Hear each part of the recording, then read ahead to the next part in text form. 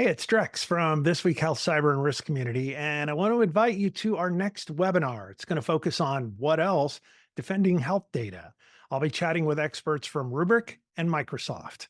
Register right now at thisweekhealth.com/rubric webinar. That's all one string, RUBRIK webinar, thisweekhealth.com/rubric webinar. See you online soon. Today in Health IT, will Change Healthcare case finally make providers do a business impact analysis? Today we take a look at that. My name is Bill Russell.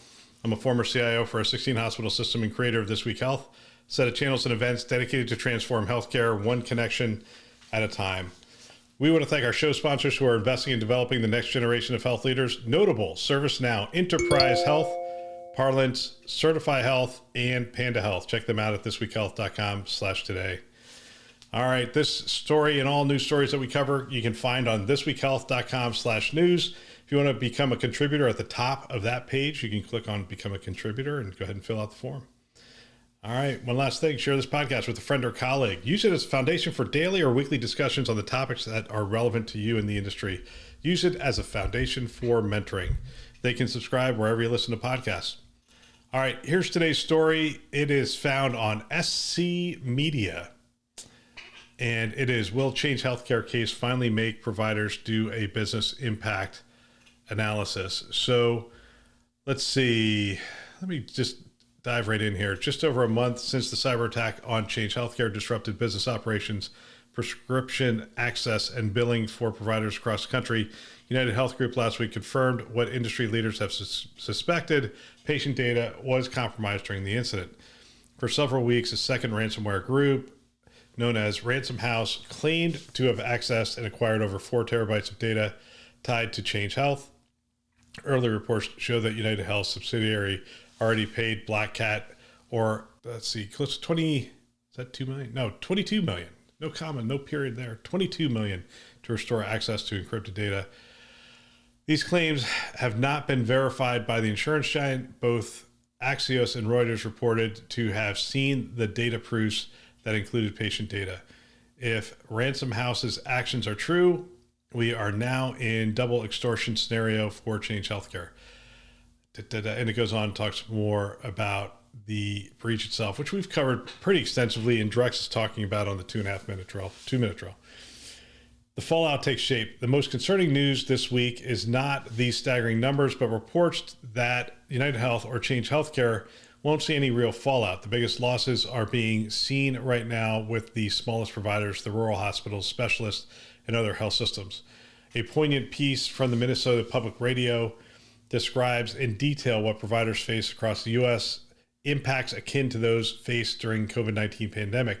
In one example, a small practice of licensed social workers saw all existing claims for payment stop immediately after the outage as Change Health pulled those systems offline.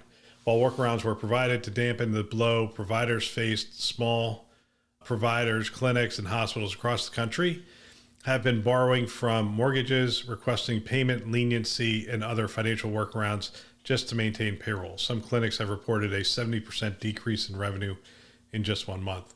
What's more, the workaround was equipped with a challenging application form that, even when accepted, did not offer enough financial support. Okay, and then it gets into the business impact analysis. So it gives you that backdrop. And by the way, I've had conversations with some of these providers that relied extensively on Change Healthcare and Optum for payment and processing of services. And that's not an exaggeration. They were taking out mortgages. They were looking for loans. They were looking for money to keep their staff employed. And it's not people stopped coming in. They just had money stopped coming in. Anyway, so we get to, no one has conducted an adequate business impact analysis. The complete picture of the cyber attack impact may not be seen for months or even years, but it's painfully clear that none of the impacted healthcare entities have conducted an adequate business impact analysis. And because of rampant third-party relationships or nth-party relationships, because you have fourth and fifth in healthcare, it's possible no one ever will. Believe it or not, if not, it's not the first major healthcare discussion on the importance of BIAs and the need to confirm mission critical systems in the wake of the cyber incident. These conversations bubble up in response to cyber events, especially in healthcare, each and every time. The last major service disruption occurred in 2022 when Kronos went down. That's true. It goes on. Disgruntled employees and clients took to the media to vent frustrations, wondering why contingencies were not put in place to ensure employees were paid. This consensus was that healthcare entities needed to leverage accurate BIAs to determine system critical to business operations and contingencies that would ensure operations could continue. But as media coverage waned, progress on shoring up the contingencies faded. Hospitals and healthcare delivery organizations have faced some of the most historically stressful situations in recent years, but compliance checklists, free resources, and security standards have proved not enough for a majority of healthcare entities. Limited security talent and lack of understanding of how to prioritize remediation have enabled persistent gaps to essentially leave the door open to attacks. Let's see. In 2021, MITRE told SC Media that the key to reducing the fallout of an incident to maintain patient care and necessary business operations is well-practiced response plan. Remediation priorities will change by entity and what's considered mission critical, but ensuring the workforce knows what to do in the event of a system outage is critical. And it goes on. Let's see. I want to talk about BIAs. So here we go. If enterprise security leaders can't eliminate the risk, it's clear what needs to happen. Healthcare entities need to have an effective BIA, business impact analysis, with a well-practiced incident response plan to establish the systems that are mission critical and the processes or workarounds needed to prevent massive financial losses and patient safety risks. Instead of BIAs, many organizations have been leaning heavily on the cyber insurance policies.